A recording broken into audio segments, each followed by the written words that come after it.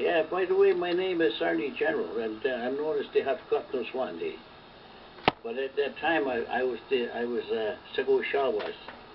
I got my name at the Longhouse, at South Spring Longhouse, back in that time, and my grandmother, my grandmother was my grandmother, and that was Edith Jacobs, and her Indian name was Oweho. And she's the one that bestowed the name upon me of the Hot Cutlass. And she was a clan mother, like I said, and I became her chief after a while. But that was a long time ago, and I am still holding that position. It's one thing that they told me I could never give up until the day I die. And that third name stuck with me ever since. I'm known today as the Hot Cutlass, and that is Onondaga Beaver Clan. So that's the road I walk today. I go to council when the council is called. I listen to the things that are going on that's disruptive for our people, and I try to maintain a good common sense thinking so that I can help my people along the way. In the late native language, I speak Cayuga language, even though I'm an Onondaga Indian. I can't say Indian, Aboriginal, or whatever. Anyway, that's me. And all this stuff that is happening today is now being told, being listened to a certain extent. And it's kind of late in doing so, because in the society, how the government has intermingled with our way of life and disrupted our process of living, process of thinking, and ideology. All that is gone. That's why sometimes I often wish I had went to school farther, but I'm thankful for one thing, that at this day and age, I can sit out here and be happy. I don't have a lot, but I have enough. And I will help my people to the best I can at all times. I'll be honest with everybody and tell them the truth, that I know it, as I know it. And hopefully from there on they will take up what my motivation is and do the same thing. As my grandmother Edith Jacobs used to say, her Indian name was Oweho, and she used to say that all the time the spirits are with us. And it's really, I believe that.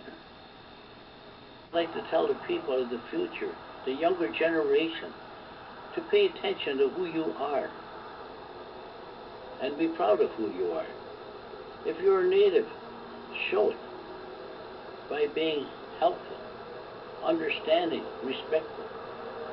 Don't go around raising heck and then drinking all over the place and buying drugs and selling drugs. That's not us. I would say that if you want to be a native person 100%, you get rid of that stuff. I don't drink and I don't smoke. I used to at one time, but I quit.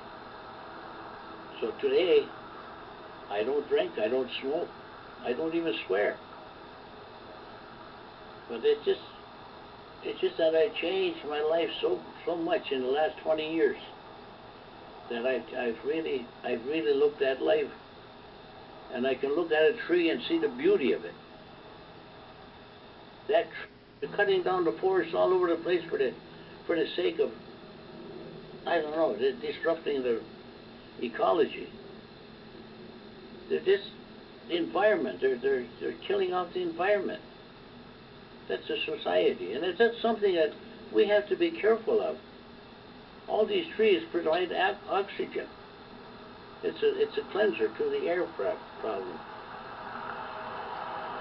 And that's what I was told a long time ago. They said on this Six Nation Reserve, it's still a lot of Carolinian forest still going on.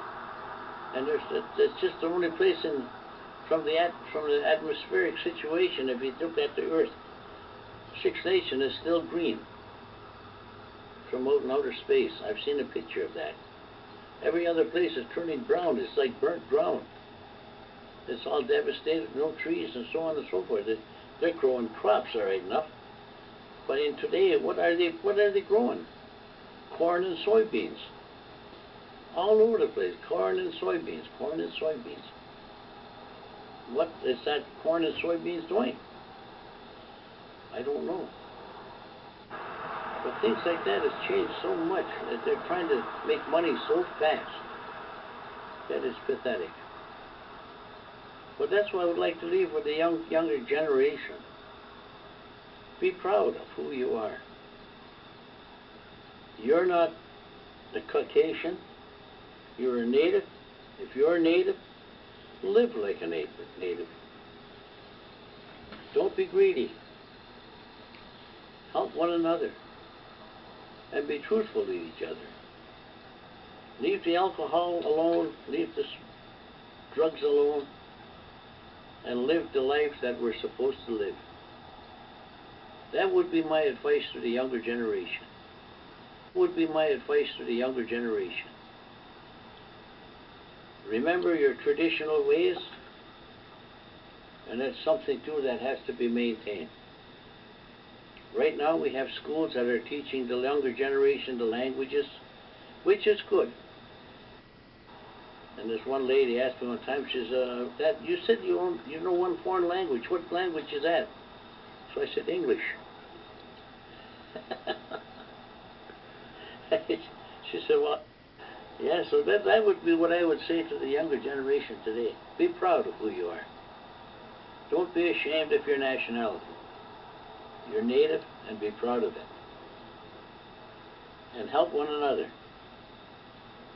People that don't understand, educate them so that they'll know.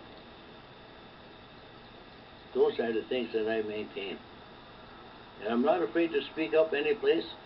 I was to that reconciliation and something the other day on the Mushaw where the Canadian government perpetuated genocide back in the early years. Because if they could have caught me in my younger day, I would have been sent to Chapelou, which is a residential school. And Lord knows what I'd been today. Maybe I'd have been a politician or something in the government. So there's the thing. I never went to residential school, and I felt sorry for the kids that did.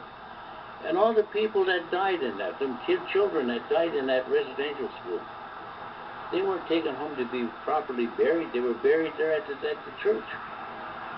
And another thing, why is it I went to a church one time, and I sat in the back row of the church, and I was very curious as to the speaking of that. And I was listening to the minister speaking, and he wasn't happy with life. Even though he's got a Bible, he's reading the Bible and all that stuff. But every word was, "Lord, give us. Lord, give us this. Lord, give us that." And in our traditional way, we say thank you to the Creator for providing our life. That's what we do. We say thank you. We don't ask for more. And I left there and I said, I'm not going back there no more. There was no reason for me to go there because, I mean, he wasn't satisfied. All he wanted was, give me more, give me more.